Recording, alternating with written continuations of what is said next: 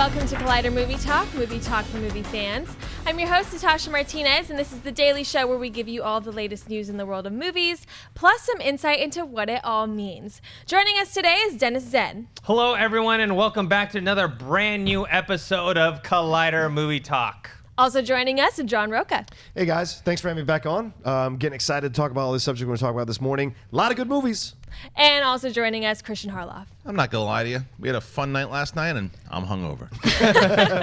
All right, before we get started, a few announcements. The first one I want to talk about is, if you guys have been watching this show for a while, you guys know Amy Rose, one of our OG original members of Movie Talk. She's having an event on Saturday, May 21st, in Santa Monica at the Aero Theater for her new company, Radiant J Productions. It's called Cinefemales, an evening of celebrating women, film, culture, and connection. And one of the people that she got was Ava DuVernay, That's awesome. the Selma director, is going to be speaking at her event. So I'm going to be tweeting out later on my Twitter account. I'm sure you guys will as well. More details about that event. Another thing we have going on is we did a Winter Soldier, Captain America Winter Soldier commentary. That's going to come out on Monday, I think Monday at 1 o'clock. And then the third thing that kind of dropped right before we decided doing the show is that Will Ferrell has pulled out of the Ronald Reagan movie due to the outcry from the family. So, Kristian, what do you think about this? Listen, man, we talked about this yesterday at Movie Talk. It was myself and Mark Riley and Clark Wolf, and we brought it up on Buy or Sell. And my big thing was I sold it right away when I was like, if this is any bit of comedy, it is a sell. But if it is a drama and Will Ferrell doing a biopic, that intrigues me. Turns out it wasn't that, and it was comedy. And Ronald Reagan's daughter herself came out and said, please don't do this, sir. It was in bad taste. It shouldn't have been done. It's a smart move for him to pull out. I would have been really appalled if he would have done a comedy. This is not something to joke about. It's dementia. It's the thing. It's like, I don't care. Look, there were things that happened in the 80s when they kind of played on, Robin Williams used to do it, everybody believe me now. Like the stuff with Reagan, it could have been cracked out. But when you really find out what was going on behind closed doors and with this disease and how it kind of ruined, I don't care what your politics are. It's a human being that shouldn't have been poked fun at. So I think it was a smart move for him to pull out. Yeah. Rocha? Well, it's an interesting thing because the spokesperson came out and said that it wasn't an Alzheimer's comedy, but that's probably just saving face as you do in this business and politically and what have you. But it's an interesting thing to even consider this as a possible comedy. I understand pushing the boundaries. I understand comics recently are pushing back against this idea of political correctness, but there are lines that you don't want to cross. And I think you're right what you said, Kristian. Crossing the Alzheimer's line, a lot of people are affected by it. There's a lot of great organizations out there, so it's on the rise. And so to make a joke about it or to even hint at something like this is a very dangerous prospect for a comedian and a studio to take on. Some of the best Reagan stuff is what Phil Hartman did on SNL, where he played him as kind of the doddering guy, but then behind closed doors he was taking charge, taking command, and it was all an act. Yeah. So I think that's always the better way to go in a situation like this. Yeah, I agree. I think it's up to him whether he wants to drop out or not, but if he feels like the outcry from both the family and maybe moviegoers in general they don't like the idea of this, I think it's best for him to drop out. And I don't know what the project is done with then. They're probably not going to move forward without Will Ferrell. I would love if they rewrote the thing and made it a drama, a biopic. I'd like to see a biopic and find out everything that happened during his presidency leading up to it. Yeah. People forget. Even remember Back to the Future. Who's president? Reagan, the actor. It's like there's a story. There's a story there, and I'd like to see it. And I'd still be okay with Will Ferrell playing him in a drama. I think there's a lot of interesting stuff with Reagan in the Cold War with Gorbachev and all the behind the scenes stuff that went on there that they could make a movie out of. Well, I've been watching the 80s on CNN, and they're going back and they're chronicling. It's amazing a lot of stuff that you forget, having lived through that time as I did, that Reagan was involved in. Reagan, how many ups and downs he had in his presidency and how many comebacks he had through the 8 years that he was president. So there's a lot of fascinating things that happened during that time that you can totally explore in a more dramatic film. If you wanted to keep going with this film, you could rewrite it and don't even reference Reagan. You could make it just a fictional president, a fictional idea, maybe make allusions like they did with The Master, where it was supposedly about Scientology and maybe not. So you can play it that way where you play it maybe for not. That was definitely That's fair. But and so I'm saying you could play it in a way that's more broad that doesn't necessarily pinpoint Reagan himself and the Alzheimer's. I just feel like, All right, let's move on to the first topic.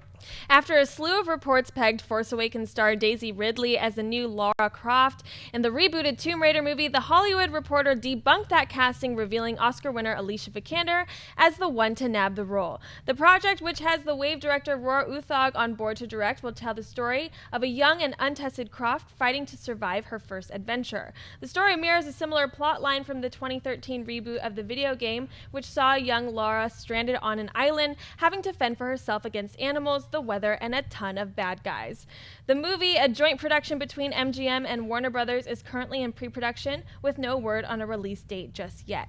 Dennis, what do you think of Alicia Vikander as Lara Croft? I think it's a fantastic choice. We had talked about when the rumors of Daisy Ridley came up about possibly taking this role, and I had her plus Alicia Vikander and Felicity Jones as my 3 top picks. So I'm totally good with this. She's an Oscar winner now. Yeah. And everything she's been in, I've liked her. And even movies that I didn't love, like Man from U.N.C.L.E. or even like Danish Girl, she was really good in them. I also like the fact that they're going with the rebooted 2013 video game storyline, which is her surviving on this island, which is a departure from the original Tomb Raider storyline that Angelina Jolie had. So I'm really all for this. Yeah, I'm in a little bit of danger here to say this. I was never a fan of the Tomb Raider films. It had nothing to do with a female action here. I just never thought they got quite there with what they were trying to do with the films. And so this I'm incredibly excited about because Alicia Vikander, as you mentioned, has shown that she can play really well developed characters in multiple genres, including Ex Machina.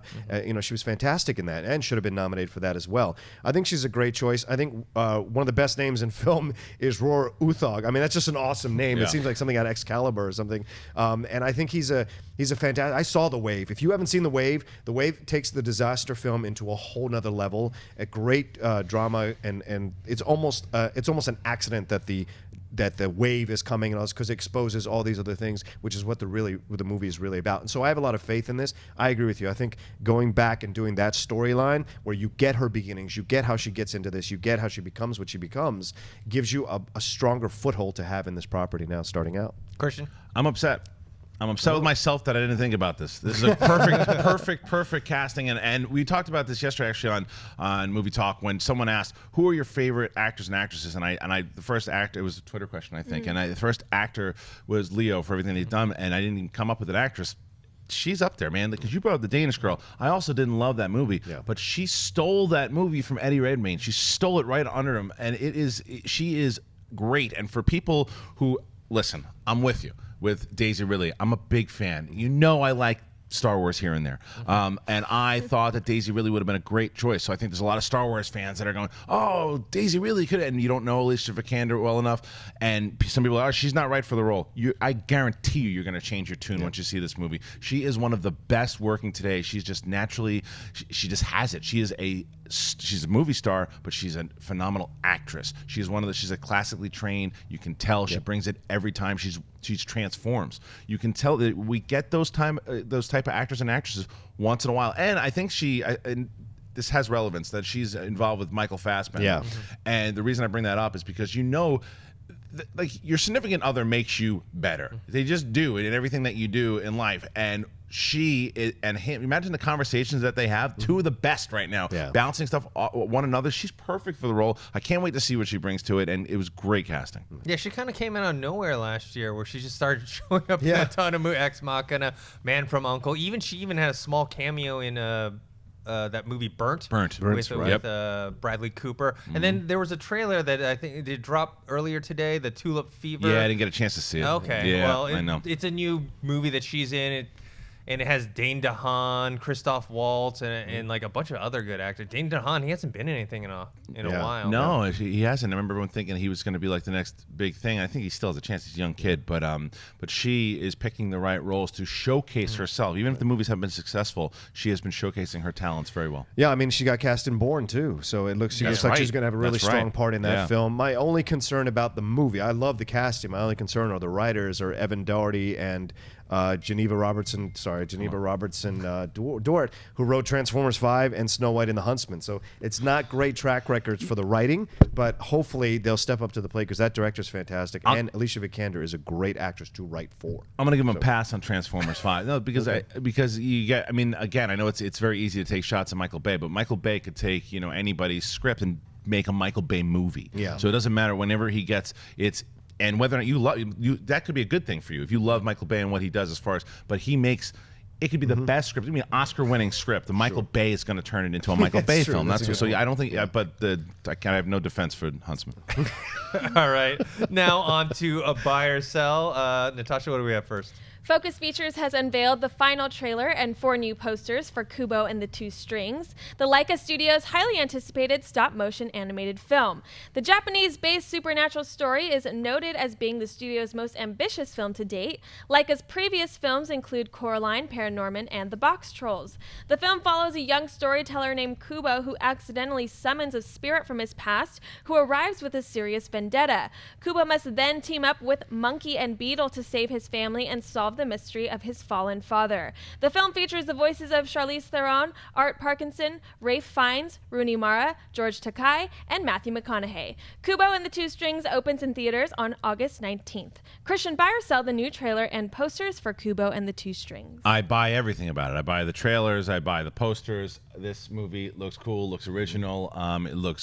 There's emotion to it. There's some fun action to it. I'm curious with age range. I always think about my daughter when I see these animated films.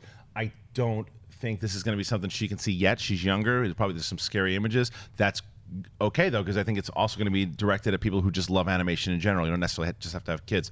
So I like it. I know where you're going to go with McConaughey. And the fact that the voice might throw you off, I don't think it's going to be much of an issue. And I might be wrong, but I don't think it'll be an issue because for the kids that are going to see it, that's how they get familiar with him. They just learn him through his voice, and you're not going to think of the Lincoln Lawyer when he's running around. You're going to think of this character. So I liked what I said. It's a big buy. It's a huge big buy for me. Ever since I saw the trailer, maybe a few months ago, because I hadn't heard of it, and I've loved everything I've seen so far. And I like what Laika's doing because look, we all love Pixar. We love Disney animation and DreamWorks animation, but Laika does something different. It's a fresh breath air. The style, the stop motion animation, it just looks gorgeous. And then I love the Paranorman and Box Trolls.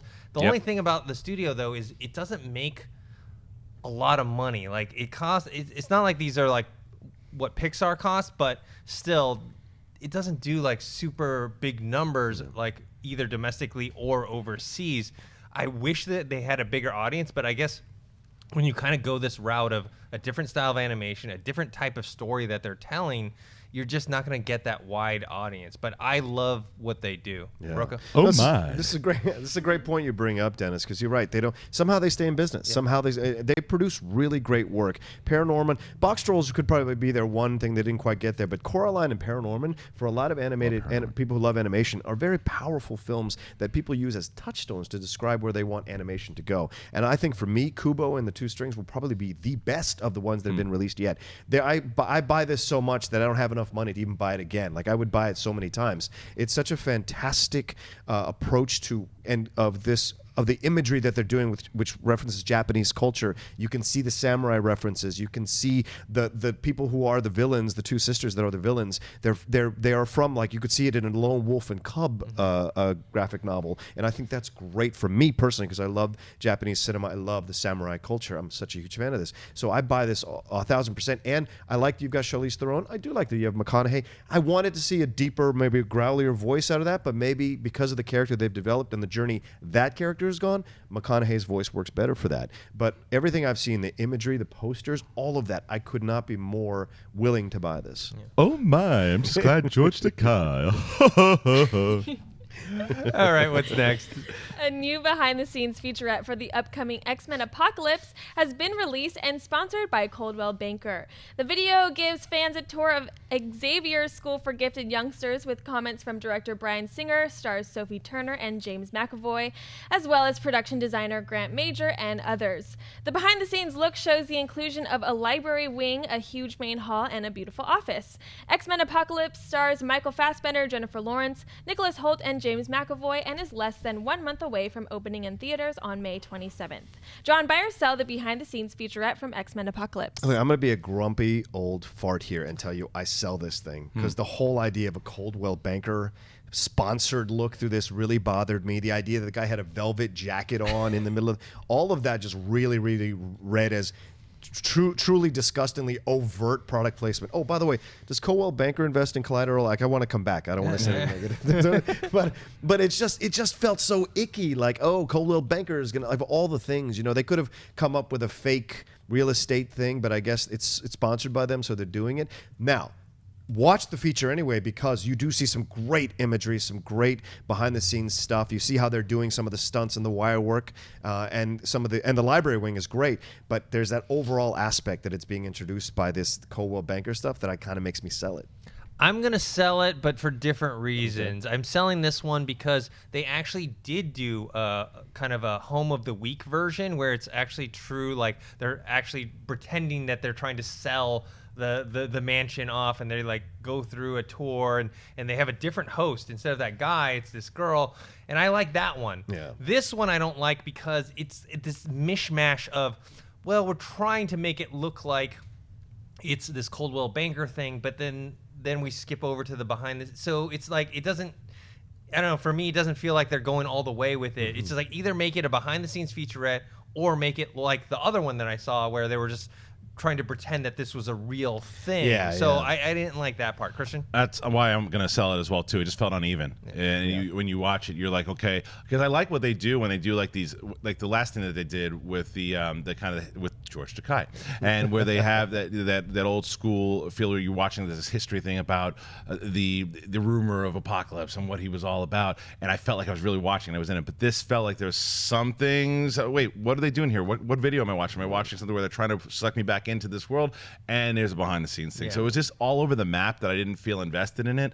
And I guess, the product placement was just it's just a little too overt. I didn't like Sansa Stark saying that this is one of the best sets she's ever been on. I'm like, you're on Game of Thrones. I know. You're on Game of Thrones. It's not like she's on some like sitcom where they got a little tiny studio or whatever. It's like Game of Thrones got pretty good sets on there.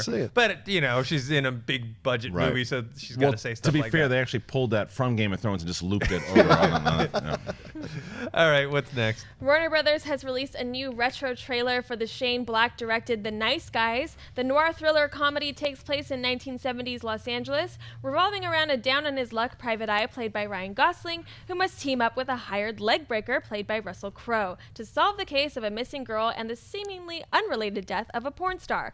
The new trailer harkens back to the films of that time, giving us a real taste of what we can expect from Black's movie. The Nice Guys also stars Kim Basinger, Matt Bomer, Margaret Qualley, and Ty Simpkins, and opens in theaters on May 20th, 2016. Dennis, buy or sell the new retro trailer from The Nice Guys? I'll buy the trailer. I like the feel of it, the retro style. I like the joke of introducing Kim Basinger, and then also just the body over the fence gag. But I mentioned this before on a previous TV spot they had. I don't know who this is for. Yeah. Nice Guys is a movie I'm really looking forward to. But they're kind of trying to pitch this to this fan base that loves 70s cops dramas. You know what I mean? Like, what market or like what demographic is that? That's a very small demographic they're pitching to. So I just don't know if this is going to get casual fans into the theater to see it. It'll get me, but I just don't see why they're doing this. Kristian? I buy it, and I buy it for those reasons because I think we've put out a couple trailers already that kind of sells exactly what the movie is with the red band trailer and the green band and the chemistry between the two of them, and it's set in the 70s. So this is a Shane Black trailer. It screams Shane Black in it, and I think that once you see the movie, I think it's almost for a trailer for after you become a fan of the movie, to go back and see the way that this was pitched in this old school 70s style, and like you said, the introduction of and introducing Kim Basinger. Tarantino does this a lot with the way that he shoots films, but this is a particular trailer. I think this actually fit really well, and I think that it's going to sell to the people that want to see the movie.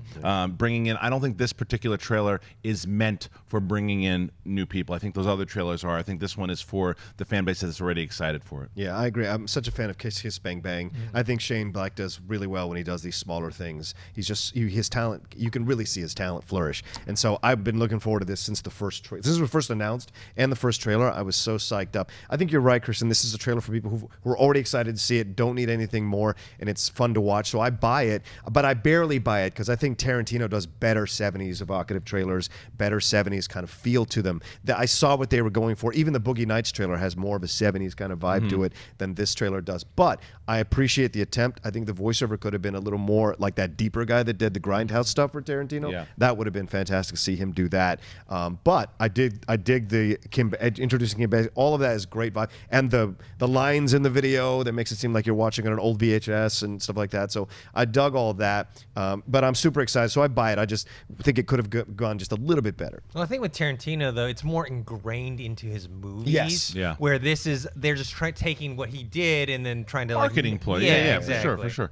All right, what's next? In a report from The Hollywood Reporter, a prequel at Fox is being developed for the 1976 Richard Donner-directed Omen movie entitled The First Omen. Ben Jacoby wrote the script with David Goyer producing through his Phantom 4 production company. The original movie spawned 2 sequels and a reboot, but the franchise has yet to explore the origins before Damien's arrival. Antonio Campos, director of the Sundance hit Christine, is currently in negotiations to helm the movie. No release date has been set. Christian, buy or sell an Omen prequel? Oh man, I don't care. Sell. Look, this is because I know there's tons of Mark Riley's giving me death eyes right now. But, no, you don't care either. He doesn't. It doesn't matter. The Omen. I love Richard Donner. Never got into the movie. Never cared. I'm not a big horror guy. I know Dennis isn't a big horror guy either. It's a movie that horror fans love.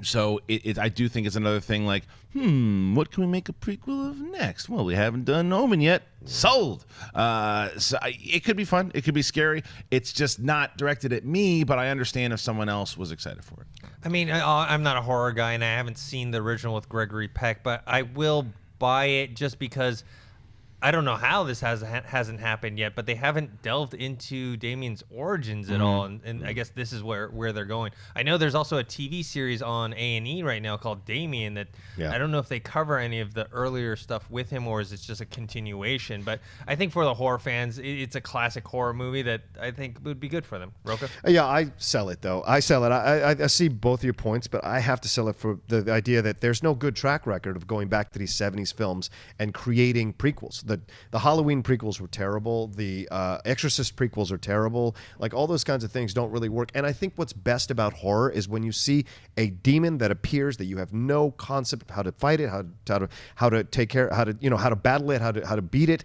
and there's no origins that you can use as a basis for which to fight it. Like, you have to just accept this is evil, which is what always worked well with Halloween, always worked well with the best horror films. It's even with Jaws, you can kind of say it's kind of a horror film. You don't know how to combat this shark. No matter what you do, you don't know what to do. Finally, at the end, it takes some lucky shot against some hydrogen thing. So to me, I sell it because it doesn't seem that interesting, and I don't know that people were clamoring to have a prequel of The Omen, and you really should see the original Omen. It's so good, Dennis. It's way better than any remake or anything. It's very dark, and the fact that Gregory Peck is in it is so shocking, and he's so good. That ending is fantastic. And what's crazy is that's the movie that got Donner Superman. Yep. That's insane. Yeah.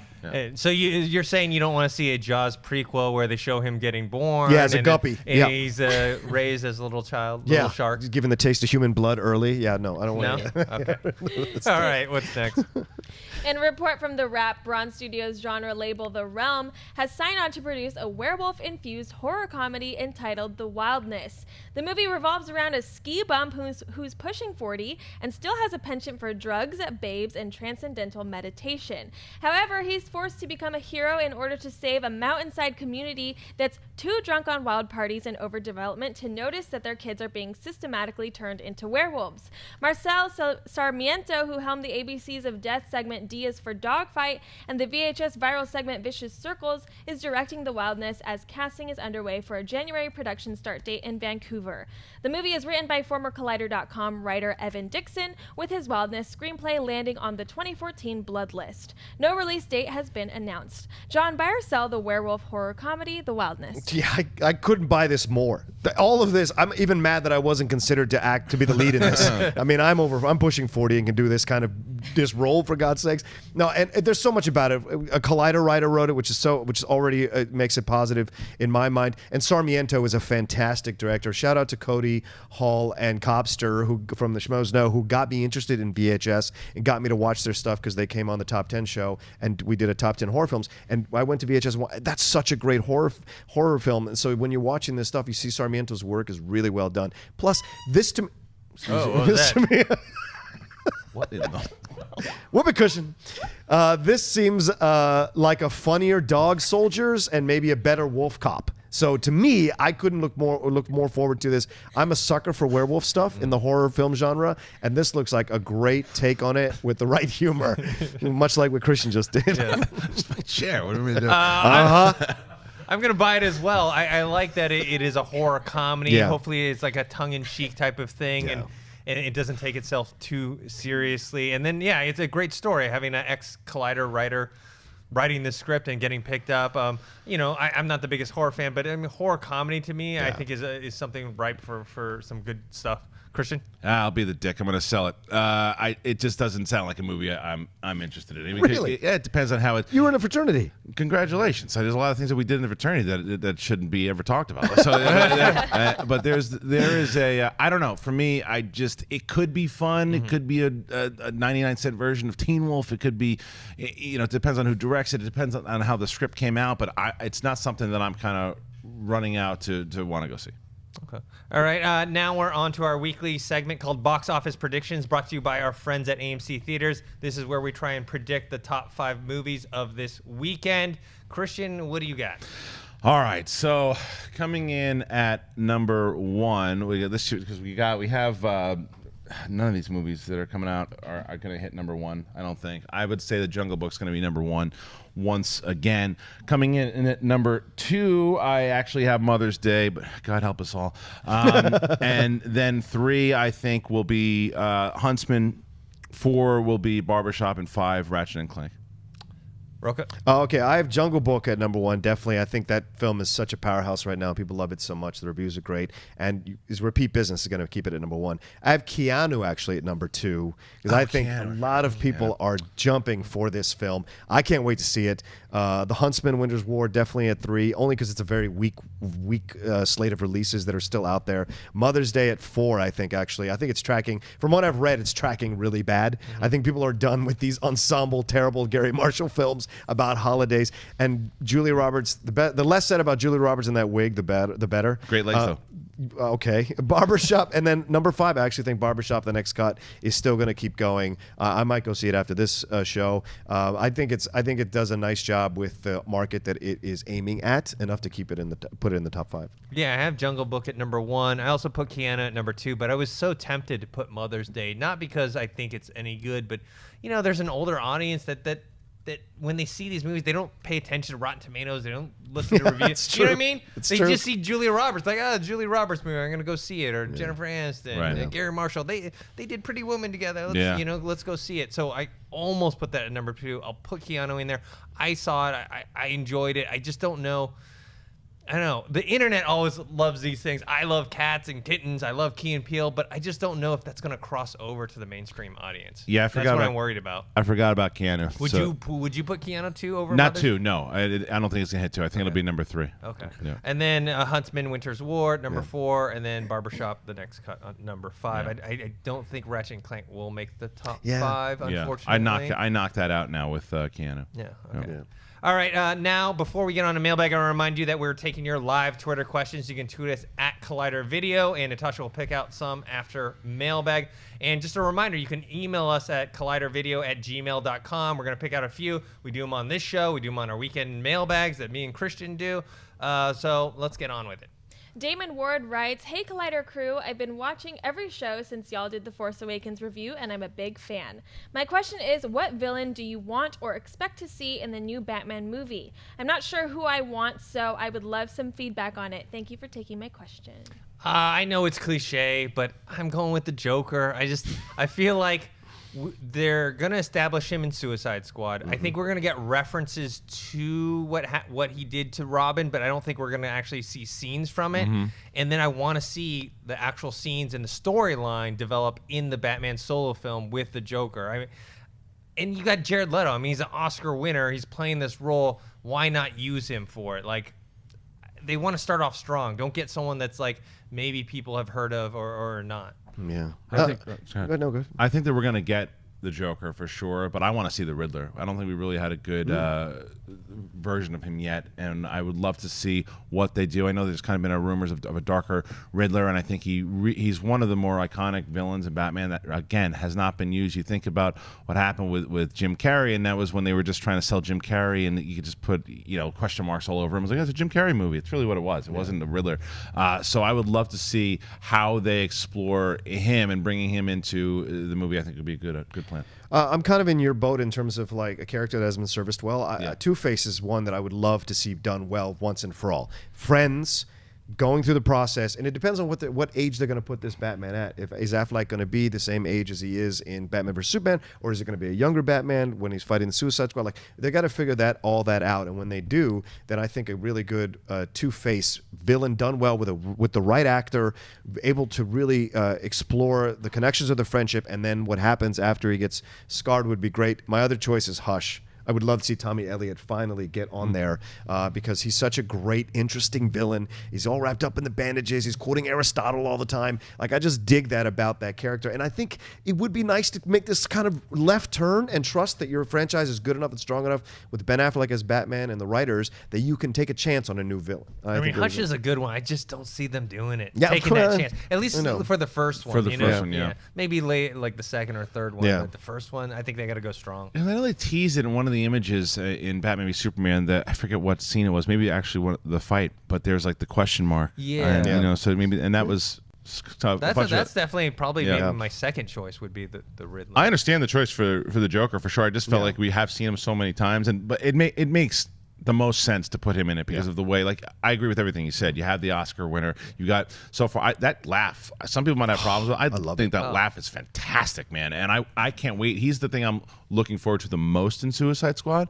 So depending on how that all pans out, I think it does make sense to put him in. Have you guys heard this weird thing that's going on online? They're talking about how his portrayal of the Joker is cultural misappropriation of like prison culture by Latinos and African Americans.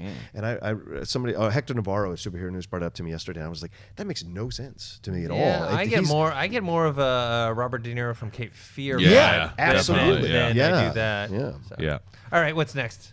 Okay, Dominic writes, "Hey Collider crew, do you think we will ever see a remake of the 1987 cult classic Monster Squad? It was one of my favorite movies growing up, and it is still in development. Your thoughts, and keep up the great work." I mean, I could see them doing a modern remake of it. I didn't, I haven't seen. I saw that on TV a long time when I was a kid. And I guess the main guy is like David Faustino's younger brother. Oh, really? Yeah, Okay. He kind of looks like him. Yeah, that makes sense. So I don't know, Kristian. Only if a lot of people don't know this. I did a quiz to the crew before we started today, and I said, "Do you guys know who wrote it?" And Shane Black wrote it. One of his first ones that he wrote. If they bring Shane Black to do it again and him do a remake of his own thing, then I'm definitely down. Or even someone like Max Landis doing a Monster Squad would be very interested as far as writing it goes. But that one just depends because it was very specific to the '80s.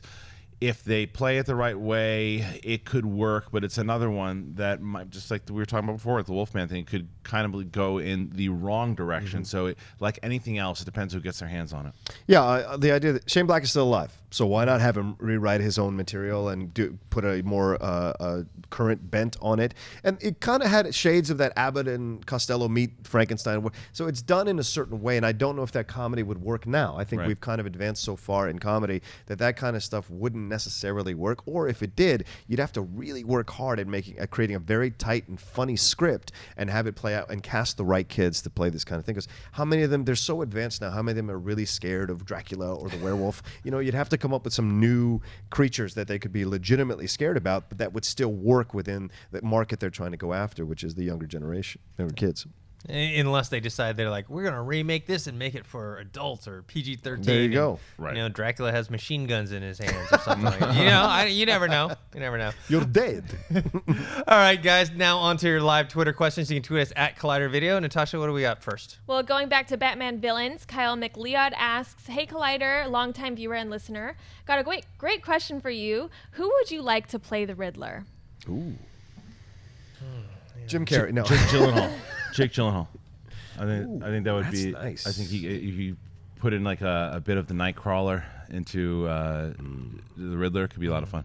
And he was rumored at one point too. Wasn't there like a Leonardo DiCaprio rumor for a while? I think he's never going to do it. Yeah, I don't think so. Neil Patrick Harris, I think. Yeah. No. You don't like NPH? I do not like NPH. I'm one of Okay. those last remaining people that do not like NPH. I wish he'd stop hosting stuff. Yeah, I don't think he'd be good in that. Yeah, I think Michael Fassbender would be an awesome choice. Fassbender, because he's got the same body frame. He could totally play a scientist. He could totally play that kind of intelligent guy that goes another way. The only negative is that he's already playing Magneto, so people have that in their heads. But I think I could totally see him in the outfit with the question marks or what have you, or a version of it that's more up to date.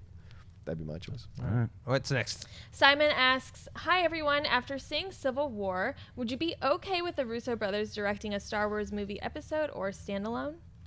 Yes. Yeah. I actually asked them about it when we interviewed them. It's on Schmoes, and they're like huge Star Wars fans. And I actually asked Joe Russo after the interview was over if he'd want to come on Jedi Council, and he said he would love to. So we're working on that. But yeah, after watching what they did in Civil War and the way they get the mythology, and like they're not just like, oh yeah, it inspired our careers and we watch it. Like they pay attention, like the video games and the comics, and like they knew about the Old Republic, and like those are definitely dudes who should be doing it. They're in the Disney family. In the next 5-10 years, they'll be doing a Star Wars film. Yeah. I'm with you. I would love to see them do it, and I think they will eventually do it. I mean, after this Infinity War Part 2, they're kind of going to be done with the Marvel Universe. I don't think they're going to do another Marvel movie. And then the next logical step, let's move on to Star Wars. Either do one of the episodes or do one of the spin-off movies. Yeah, it's one of the people on the panel who hasn't seen Civil War yet. I still would 100% want to see that because of what they did on Winter Soldier. I love that film so much. It's the top 2 Marvel films ever made. And I think what they would do, I think I would like to see them in the do a Rogue One type that arena, like the Star Wars story, not necessarily the trilogy thing. Because then they could get darker, they could get more in depth, and you could possibly do the politics that Lucas tried to do in the prequels and do it effectively under their hands, because we saw that in what they did with Captain America in the first 2 films. And I haven't seen the third one, but I imagine what a lot of people are saying, it's the same thing. You'll love it. Yeah. So in the chat room, if you guys are for the Russos directing a Star Wars movie in the future, post it below, and we'll see what you guys think. All right, what's next? Pop Culture Chameleon writes, "With The Punisher greenlit for Netflix, do you think a big screen adaptation is next?" No. I don't already think tried this? I don't think it works. I don't think it will work with what we have. I mean, I love John Bernthal. I loved him in Daredevil season 2. I like that they're making a spin-off series with him. I don't want to see him in his own movie. Not because I don't think it would be good, just the way the Netflix series are going. It's just this nice like 12, 13 episode story arc. We got to get more in depth with them. Also, with what the Marvel Cinematic Universe is much lighter fare, and what they're doing on Netflix is much darker. So I don't want them to tone it down for that reason, unless they go rated R. But I just don't see them making that much money then if they make a movie. They're keeping it separate. And there's a reason why I think Punisher hasn't necessarily worked as the feature film, and now you're able to really. He's a character that there's so much depth to him that you need more time to explore him, and they certainly did that in Daredevil, and they're certainly going to do that in the series now. And who knows? Eventually, will these characters ever cross over, and will there be a feature film? Never say never, but I just think it's unlikely that they're going to give him his own film. He doesn't need to, because I think they are going to stand alone.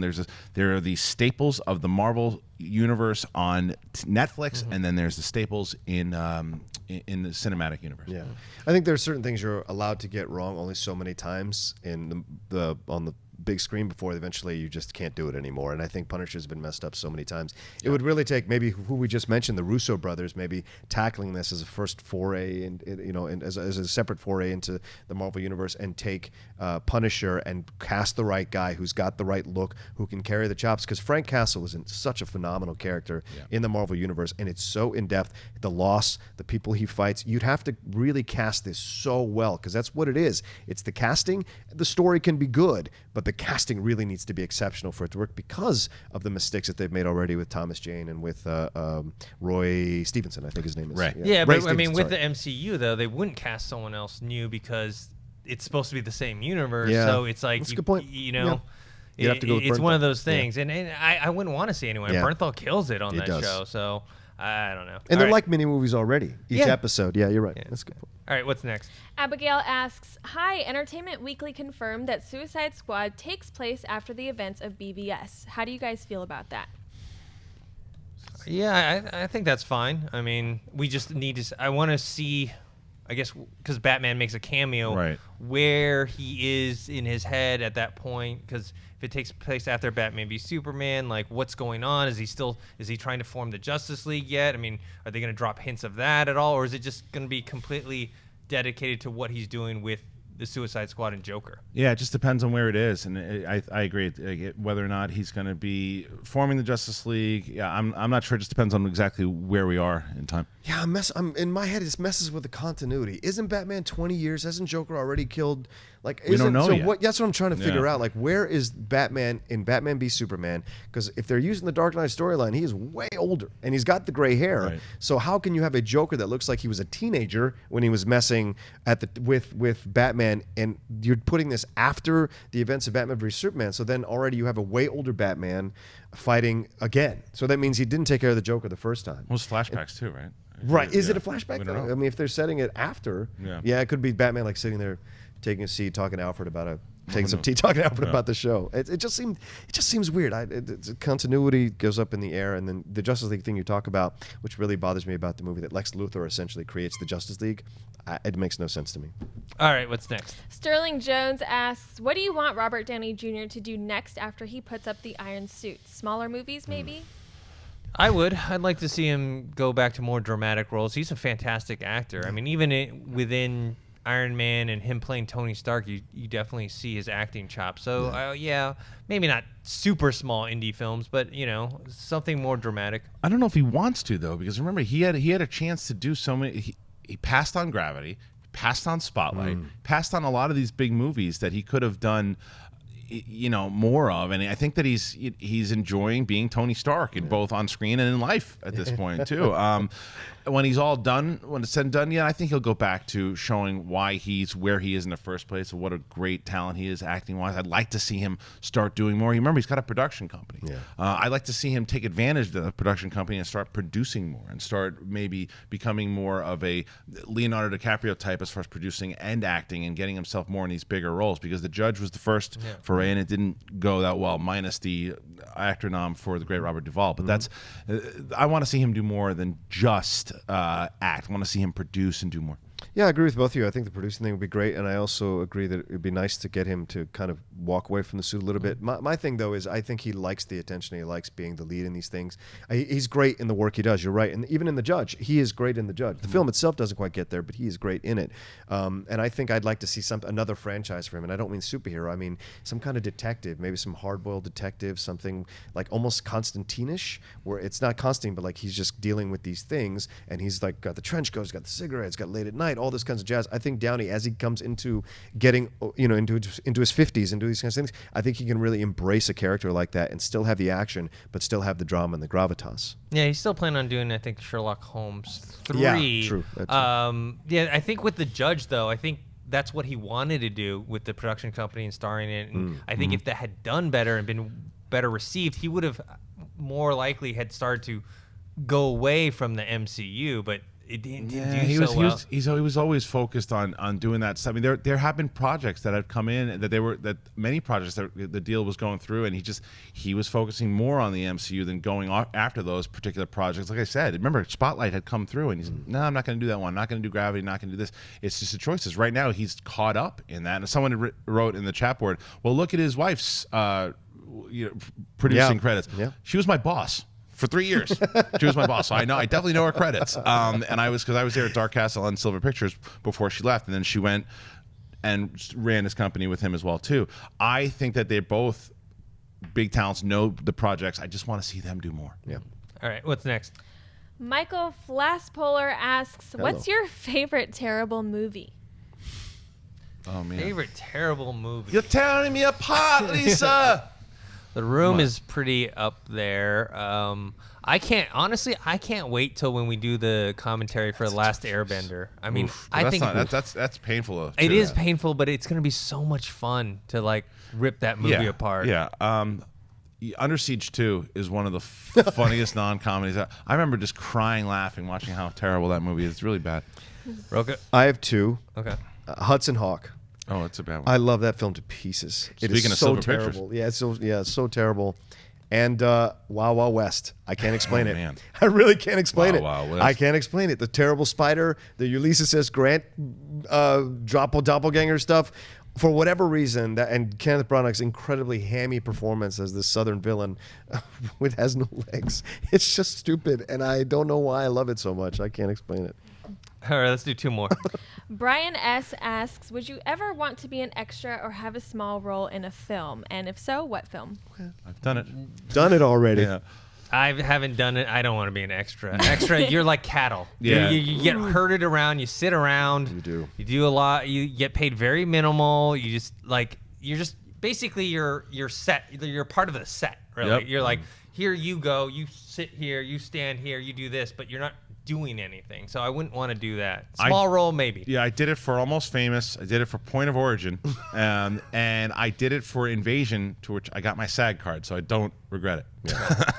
Yeah, I did it for 6 months when I first arrived here in 2000 on Wind Talkers, the John Woo film. Yeah. You can see me in 5 scenes walking with, because I got cast as one of the main 30 people around Nick Cage and all those guys. It was a heck of a wake-up call to being in this city and what you had to do, but I tapped heart lead from the beginning. So I've never worked non-union ever as an extra. What you're talking about, the cattle and all that, that's definitely non-union. But that's mostly what people do when they get there. Yeah. Because I heard the terrible stories of Rocky Balboa. They put people in like the bottom of the stadium in the concrete with a box lunch, and they paid you $40 or $50 for the day, for the entire day, and they kept you for like 12 to 15 and you hours. Just stand around. Yeah, you just stand around or sitting in the seats cheering, and it's terrible. But I don't regret it because it gave me a good idea of what it's like to be on a set. So you learn that, but you don't want to do that for the rest of your life. Wow, Wild West. All right, last one. Okay, Kyle Anderson writes, what other superheroes would you want to see added to the MCU in later phases? That's tough. I mean, they're already starting to get a lot of the ones that I like, and then they don't own some of the, I don't know that like for me, the one, not just MCU, but just I guess comic books in general. I want to see Cable, which they're finally going to be doing with Fox. Yeah. But that's not an MCU character. Yeah, no, I would have said the same thing when I would have said Deadpool. That was the one I was always looking forward to, and I don't have to worry about that now. I don't know yet. I mean, I'm glad they're doing Captain Marvel. That's kind of what I have been looking forward to too. I'm waiting for the casting announcement, which I think we'll get at Comic-Con this year. I'd love to see Venom done right. Yeah, and that will be technically part of the MCU. Yeah, that's right. I'd like them to take another run at the Hulk. I know this is kind of a cop-out to say that. Like, I mean, a legitimately standalone film. Okay. Yeah, a standalone film where they let Ruffalo really be Banner, where they explore that. They have Betty, they have Thunderbolt Ross, all of that. I would love to see them do that because I think it's one of the best characters in the Marvel Universe, and they haven't quite gotten it right as a standalone film. And I think it needs to have its thing and one last chance at it. I think it's just one last chance at it. I actually like the Edward Norton version. Do you really? Yeah, Oh, I do. wow. I do. Okay. I mean, it's not the best comic book movie, but I enjoyed it. I really like that movie, actually, the Norton Hulk movie. My thought's always been if you combine the two, you'd have had the best movie. The Ang Lee one? The Ang Lee one, because Jennifer Connelly is Betty. Yeah, Liv Tyler is okay. not. And Edward Norton is a better Bruce Banner than Eric Bana, absolutely. And I think you get rid of the Nick Nolte storyline and you keep William Hurt. Tim Roth. Tim Roth. You keep William Hurt as Thunderbolt Ross and not Sam Elliott. I liked William Hurt's portrayal, and obviously he's showing up in Civil War. So I just thought that it came out at the wrong time because I think that I think the Incredible Hulk movie should have probably come out after the Avengers because it's really the popularity of the MCU hadn't really got up to what it is now. I think that if a standalone Incredible Hulk movie had come out like now, it crushes. Yeah. But no pun intended. But if it's the fact that movie, I saw it like 2 or 3 times in the theater. I think it's underrated, actually. I think so as well because people are always dogging it, especially because now everyone likes Mark Ruffalo, and I like Mark Ruffalo as well. I think the timing of that movie was bad because it came out I think literally like 2 months after Iron Man. There was like no breathing room whatsoever. You had Iron Man. Everyone was raving about Iron Man. And then Hulk came out, which I thought was good. Maybe not great, but it was just so close. And that was, before the MCU was even established. They were learning it. And somebody actually, it's funny because Universal, this is what Anne Marie says, Universal has the Hulk standalone distribution rights also, so we still don't know if we're ever going to get that. But Universal had put that movie out too. It was the early stages. Like Disney didn't own them yet. There was so much in the way that the films were marketed. Like you said, it's like they were just kind of throwing everything against the wall still. What about a She-Hulk? Yeah, we talked about that the other day. Did you guys? Yeah, I just I'm not a big fan of this, like where there's a character and then you have another one, like a Batgirl or Batwoman. It just seems a little cheesy. I mean, it works in the comic books, but then when we're trying to, especially let's say in the DC universe where it's more realistic, it's like, well, there's Batman, there's Batgirl. I thought Swamp Thing was DC. Isn't Swamp Thing DC? Yeah. Swamp Thing's someone's screaming. I have my answer. Damn it. I can't believe it took me this long. Moon Knight. That's the one. Yeah. I want to see a Moon Knight movie so bad, or a Moon Knight TV series. That's the one. That's my second or third favorite Marvel superhero. I absolutely love these kind of off the mainstream superheroes. Moon Knight would be the one. I mean, you and Robert Meyer Burnett from Heroes. Yeah. I have all the graphic novels. I don't know why it didn't leap to mind. It's because it's early in the morning, but it's the one. Great that the Fantastic Four actually became a movie. Yeah. You mean a good movie? Like a real movie. A good movie. Yeah. All right, guys, that's it for today's episode. I want to thank the people joining me at the table. Rocha, where can people find you? Hey, guys, you can always find me at The Rocha Says, Rocha there. It's my homage to The Rock. You can see all the shows I'm hosting, all the shows I'm a guest on, like this show, which I'm always happy to come on. And look for me this weekend if you want to see me on Screen Junkies Movie Fights. Kristian? Oh my. You can find me at Kristian Harloff, Twitter and Instagram. Couple of matches for you for the Schmodown. Obviously today, the big title match between the champion Mark Riley versus JTE. Next week is the team championship between myself and Mark Ellis versus JTE and Finstock. And then the following week, Jeff Snyder from The Rap will go up against the Scoop Master El Miambe. And then the following week, Scott Mance will play Dan Murrell for a shot at the title. I know you love that. So go ahead and if you haven't watched the matches, they're all up now, but look forward to that title match day. Going to be a good one. Should have been me. And Natasha, where can people find you? You guys can find me on Twitter and Instagram at NatashaAlexis_, as well as Facebook.com/NatashaAlexisMartinez. And you can find me on the Game of Thrones review that we do every Sunday night. I'm so happy that show is back.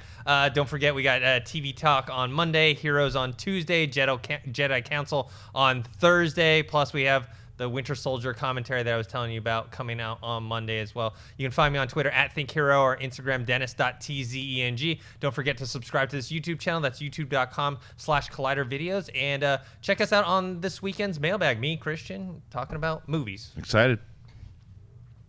Hey guys, if you like this video, click the thumbs up button.